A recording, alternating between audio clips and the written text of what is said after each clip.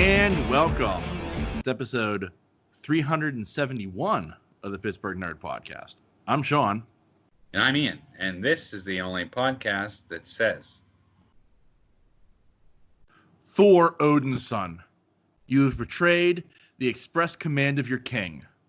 Through your arrogance and stupidity, you've opened these peaceful realms and innocent lives to the horrors and desolation of war. You are unworthy of these realms. You're unworthy of your title.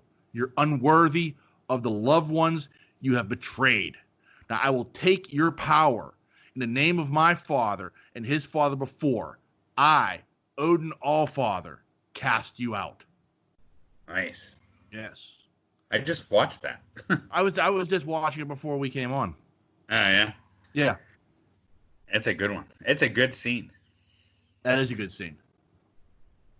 They're banishment. going at each other. And he's like, you're just an old fool. Yeah, I know. It's good. Odin's That's like some of the best acting in Thor movies that was made. Yeah. Is that scene alone. Yeah. I think. I'll agree with you. That's a powerful scene. Yeah. And Odin's like, okay, fuck off. I'm an old fool. You're right. I'm an old fool because I thought you could lead. Odin had the wild eye. Yeah. He did. I mean, he wasn't playing around. It's one of those odd things that, that was directed by Kenneth Branagh. Oh, yeah? Yeah.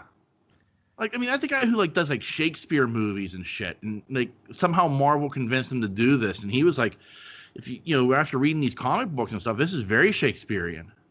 Yeah. I'm like, okay, I get your point, Yeah.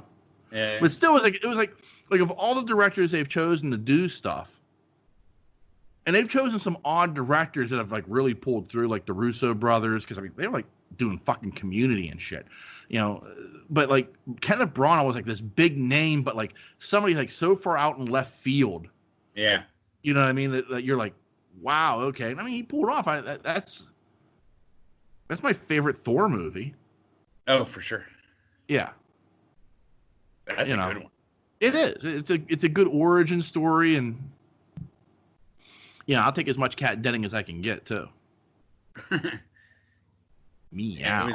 It was good. It was a good movie. Yeah. Yeah, definitely my favorite out of the three. Yeah. There's a little bit more acting involved with this one. Yeah, I agree. I agree. You get the introduction of Loki too, and what an interesting character that is.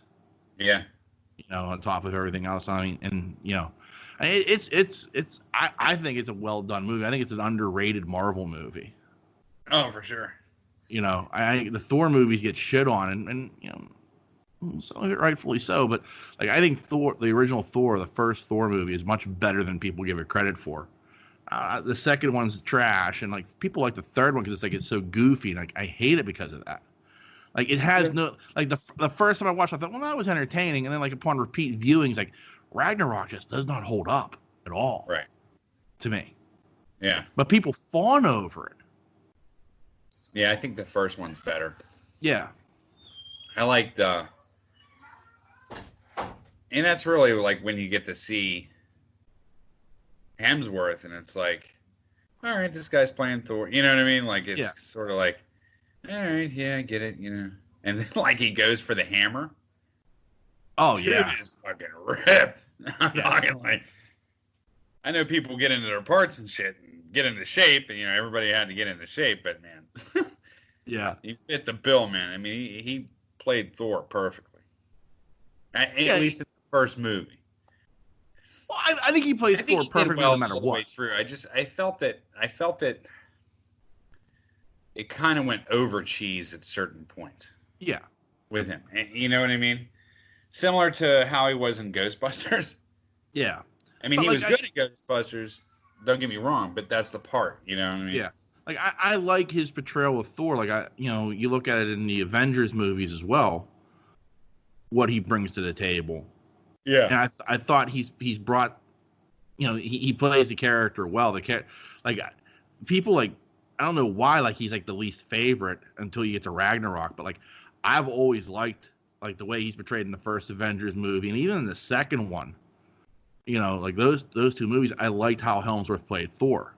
Yeah. I mean, when you get to Infinity War and Endgame, I mean, clearly, you know, he's playing it differently. The character has grown and whatnot, but you know, and experienced some horrific tragedy.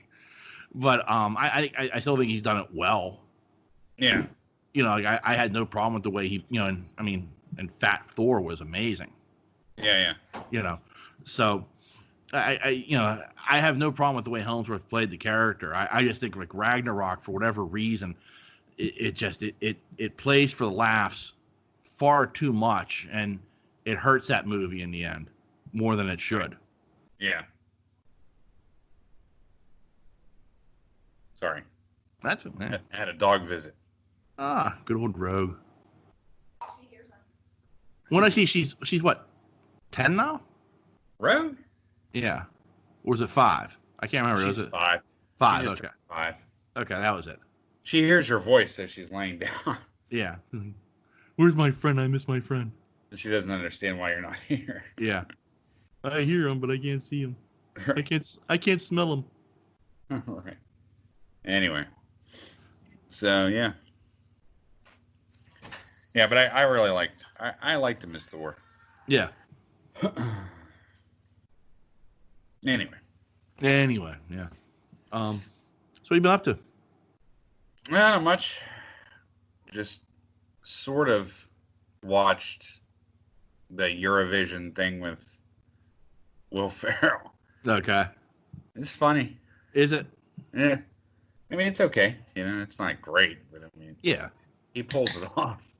Icelandic accent and all. It looked to me like it was gonna like from a ha standpoint, like in the same vein as like the ice skating one he did. Yeah, similar. I think. Like I mean, yeah. It's clearly different, but like it seemed like it was like that type of comedy. Yeah, I hated that movie. Did you? Yeah. Oh, I love that movie. I didn't like it. I don't know. I'm not a fan of John Hader.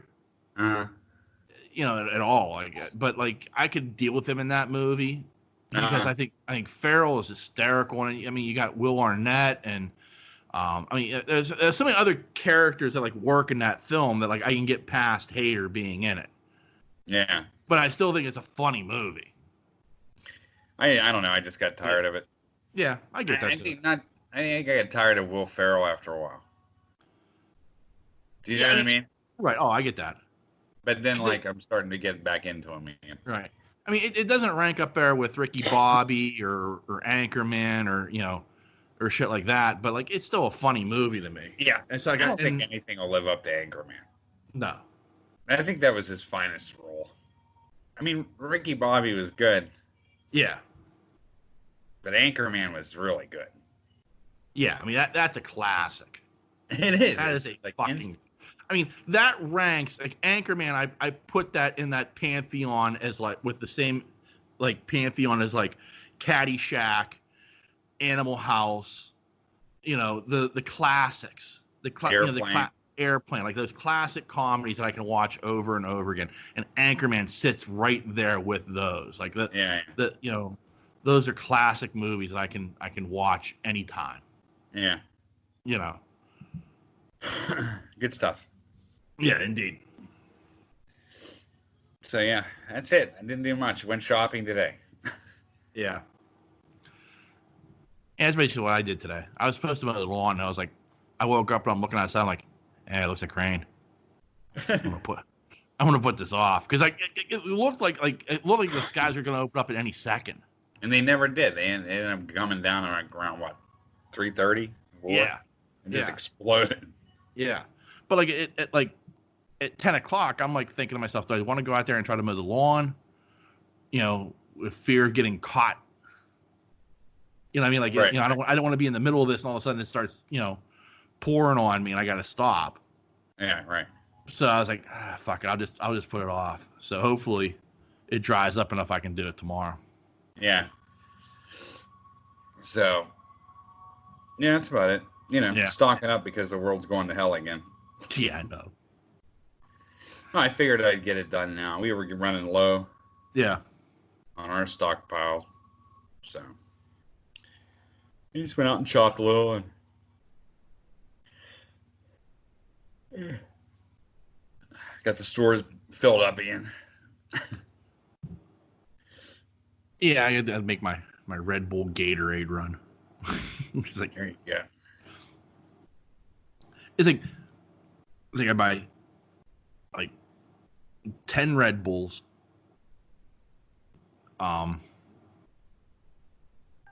Gatorades, Uh-huh. and then 2 gallons of milk. Yeah. And that lasts me a week. No, it doesn't? Yeah. Drink 2 gallons a week still? Yeah. Oh yeah. Oh, yeah. Well, I mean, that's a good. I mean, it used to be, it was like 2 gallons every 3 days. Yeah. I've got it down to 2 gallons lasts me 7. Nice. But I mean, like I'll have like a 16-ounce glass of milk for dinner, and then like at night I'll have a snack with a glass of milk. Yeah. The rest of the day I'll start my day off with a Red Bull, and then the rest of the day I drink Gatorade. Yeah. Oh man. So what else is going on? What's going on with you? I watched a couple of movies that I've never seen before. Okay. I watched Ford versus Ferrari. All right. Yeah, this How is on is that? HBO. It's really good. Really? Yeah, like I'm not gonna pretend like I'm an expert or anything on like the 24 hour of Le Mans or that type of racing. But like I knew a little bit about it. Like I knew Carroll Shelby was the first American to ever win the 24 hour at Le Mans. Yeah. And I knew, Ford went out and I knew like I knew a little bit of the story about like Ford going out and taking on Ferrari and winning it 4 straight years, shit like that. I knew that had happened. Yeah. But other than that, like I wasn't like overly familiar with the story of what propelled all that. Yeah. And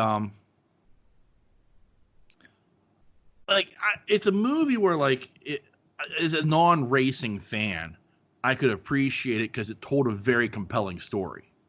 Yeah. How much of it's true or not, I don't know. I mean, I know the generalities of what happened, but the intimate details that they're kind of going into, I have no idea on. Yeah. And but I mean, Matty Damon, good friend of the show, Matty Damon, killer performance.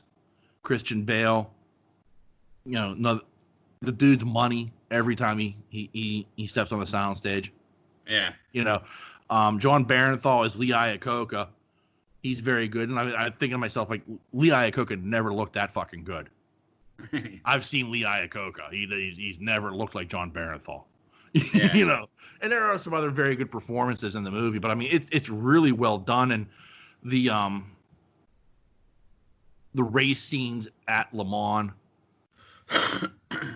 look tremendous. I mean they're mostly digital, because you're not going to be able to get cars like that anymore, and race them at 200 miles an hour to film them.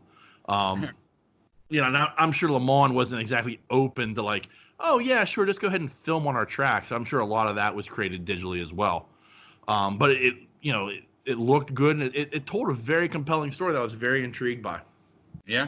Yeah, I highly recommend it because like I'm not a race fan, and it like I wanted to see it because it looked good. You know what I mean? Like I remember seeing the trailers for that and thinking to myself, wow, I'd